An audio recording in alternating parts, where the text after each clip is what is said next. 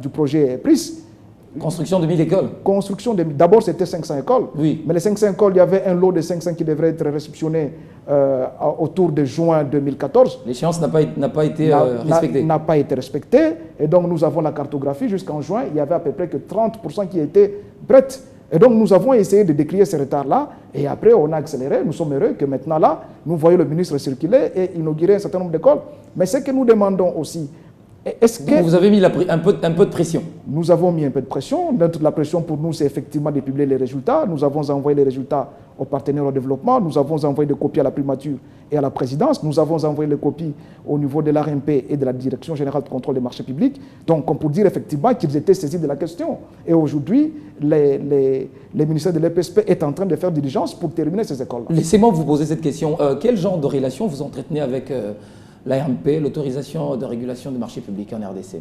Une très bonne relation, parce qu'en fait, lorsque nous avons commencé cette première expérience, la première formation a été animée par l'ARMP. Et personnellement, j'ai été voir le directeur général, on a essayé de discuter sur la manière dont la formation devrait être animée. Il nous a délégué le directeur de la régulation au nom de M. Guy Kabeya, et c'est lui qui est venu effectivement entretenir la société civile au sujet de la passation des marchés publics. Et même l'ouvrage que nous avons publié là a été pratiquement préfacé par les directeurs de la régulation des marchés publics. Comme pour dire que nous sommes en très bonne relation. Et toutes les informations que nous avons avaient été transmises par les truchements du directeur des statistiques, évidemment sur l'autorisation du directeur général de l'ARMP. Comme pour dire que les relations sont au fixe et sont bonnes. Voilà. Alors, quel est votre regard par rapport à ce qui se passe en province? Est-ce que vous êtes également présent dans toutes les provinces de la République démocratique du Congo? C'est ici qu'il convient de dire que lorsque le PNUD a vu ce que nous étions en train de faire avec aussi ça, parce que notre partenaire qui nous a permis, il faudrait quand même qu'on le dise, c'est aussi ça. Et donc, lorsque le PNUD a vu ce que nous avons fait avec les task force, avec l'appui financier d'OSISA, ça, le PNUD a mordu dessus. Et d'abord, la première action a consisté à produire des outils de collecte de données, n'est-ce pas? Et la deuxième a consisté à nous permettre de nous implanter en synergie, évidemment, avec l'Observatoire de la dépense publique au niveau des 3 provinces. Donc aujourd'hui, nous sommes déjà au niveau du Nord Kivu. À part Kinshasa. À part Kinshasa, Nord Kivu, on a déjà assuré une première formation et va s'en suivre les études. Et la semaine prochaine, nous serons au niveau du Bandundu. Et puis vers la fin de ce mois, nous serons au niveau de Mbujimaï. Donc il y a déjà 3 provinces à part Kinshasa qui sont prises en charge. Et nous pensons qu'avec le contexte actuel des 26 provinces, il est impérieux que la société civile regarde et regarde de manière permanente ce qui se fait au niveau des provinces. Je voudrais vous révéler quand même je voudrais vous révéler, si vous permettez, quand même que nous n'avions que 11 provinces à peine. Mais l'ARMP n'était qu'à Kinshasa. Imaginez maintenant, nous avons 26 provinces. Mais il y a crainte d'essoufflement du système. Le travail va être ardu. Même pas ardu, mais le système sera essoufflé parce que l'ARMP seul ne compte que 70 unités. Je ne vois pas ces 70 unités, encore qu'ils sont répartis autour de plusieurs services. Je ne les vois pas réguler tous les marchés dans les 26 provinces. Aujourd'hui, là, par exemple, je prends les cas... Dans ce cas, qu'est-ce que vous recommandez au gouvernement? Je recommande d'abord à Monsieur le Premier ministre. Je voudrais en venir et relever pratiquement sa lettre du 12 juin 2012.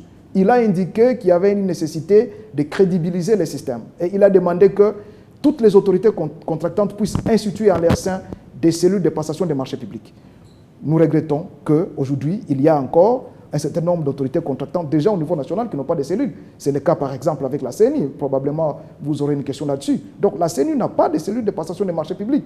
Et je voudrais aussi dire que, parce que j'ai eu un échange avec... Mais dites alors, est-ce que vous vous intéressez également aux élections, aux questions des élections par rapport au marché public? Absolument. Mais notre intérêt, ce n'est pas de dire que le calendrier sera respecté ou pas. Ça, ce n'est pas notre intérêt. Notre intérêt, c'est par rapport à comment la CENI va devoir acquérir, par exemple, les urnes, comment ils vont acheter et là aussi, il faut un regard citoyen. Parce que c'est le marché public, c'est l'argent de l'État. Et partout où l'argent de l'État passe, chaque autorité contractante doit avoir une cellule. Et quand il n'y a pas de cellule, nous, Bifordi et Task Force, nous devons avoir un regard plus pointu.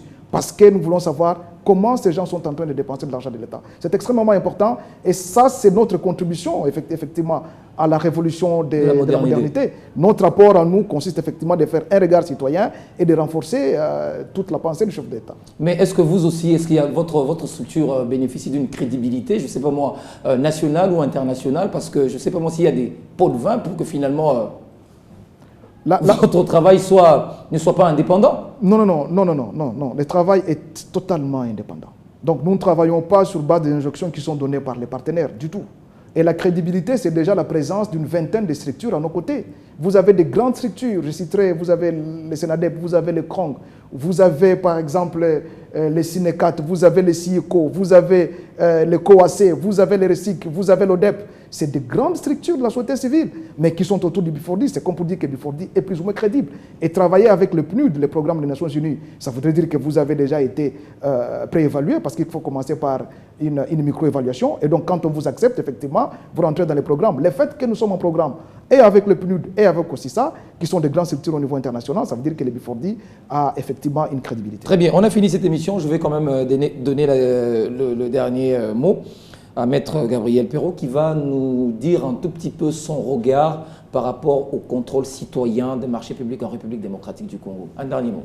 Oui, je pense que la question est de l'heure. Je crois que tout à l'heure, la question de la CENI venait d'être soulevée. Je crois que les élections qui pointent à l'horizon, aujourd'hui, nous devons nous poser la vraie question. Est-ce que la CENI possède une cellule de passation de marché? C'est important parce qu'il y a des millions de dollars qui vont entrer en jeu. Je pense que le citoyen que je suis doit savoir comment cet argent sera généré. Il n'y a pas que la CENI. Nous avons l'Assemblée nationale, nous avons les assemblées provinciales, nous avons le Sénat.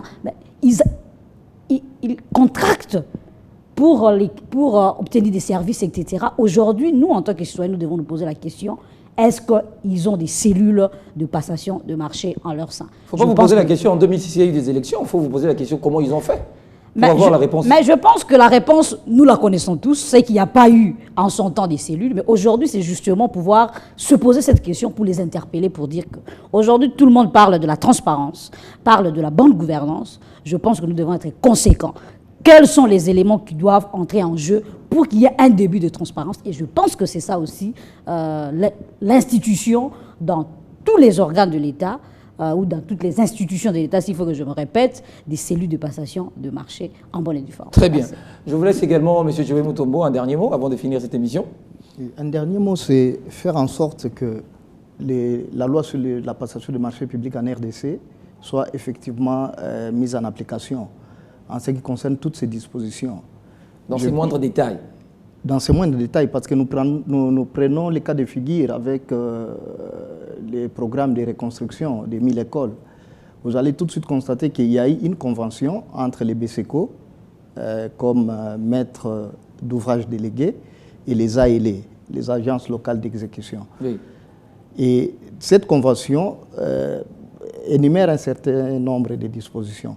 Mais ce que nous avons constaté, c'est quoi? C'est que quand vous prenez la loi sur la passation de marché public, vous vous rendez tout de suite compte que c'est la cellule de gestion des projets et des marchés publics qui devait passer ces marchés. Mais dans ce cas de figure, la cellule n'a pas même été associée à cela. Et les efforts... Il y a un flou. Il y a un flou. Nous, dans nos recommandations, dans les recommandations des études, c'est dénoncé. Et nous recommandons que l'on fasse en sorte que la cellule soit associée. Et parce que ce n'était qu'une première année, une deuxième année, une troisième année, s'il faut tabler sur 3000 écoles, que ce soit la cellule du moins qui passe ces marchés. Très bien. Monsieur Bob, on finit avec vous. Donc vous avez du travail à faire, hein, parce qu'il faut vraiment travailler pour que cette transparence soit vraiment de tous bords. Un dernier mot avant de finir. Les derniers mots, je demande à son Excellence, Monsieur le Premier ministre, de faire en sorte que, parce que c'est de lui d'ailleurs que dépend l'ARMP directement, de faire en sorte que le système soit totalement implanté à travers la République. La deuxième chose, c'est que je demande à l'ARMP de faire en sorte que les documents standards qui existent au niveau national puissent être revus et contextualisés par rapport aux besoins des provinces. Parce que lorsque vous regardez par exemple les édits, pour terminer si vous permettez, lorsque vous regardez les édits, il y a un certain nombre de seuils qui sont fixés pour passer les marchés. Mais la loi concerne aussi au niveau de ces édits-là, on parle des ETD. Mais quel est le niveau de seuil pour les ETD pour passer les marchés? Par exemple, les communes doivent passer les marchés jusqu'à quel seuil? Les secteurs passent les marchés jusqu'à quel seuil? Les chefferies, ça devrait être défini. Et quand on lit les édits de province, ce n'est pas très clairement défini et ce n'est pas très clairement explicite. Donc, il va falloir justement que l'ARMP fasse son travail de régulation et accompagne davantage ces entités pour qu'ils aient aussi des décisions qui leur permettent effectivement passer les marchés. Voilà, il y a encore beaucoup de questions qui me viennent vraiment à l'esprit, mais vu le temps, nous sommes obligés d'arrêter cette émission. Merci quand même d'avoir répondu à quelques-unes de nos questions, même si nous n'avons pas eu le temps de toutes les épuiser. Je rappelle que vous êtes coordonnateur du Bufordi. Le Bufordi qui est le bureau de formation, c'est ça, et de recherche pour un développement intégral. Vous en êtes le coordonnateur. Absolument. Et Monsieur Joé Mutombo, chargé de programme du Bufordi, et Maître Gabriel Perrault, chargé de projet Sénadep. Merci d'avoir répondu à nos questions. Cette émission est finie. Merci de l'avoir suivie. Portez-vous bien. À très bientôt avec le même plaisir.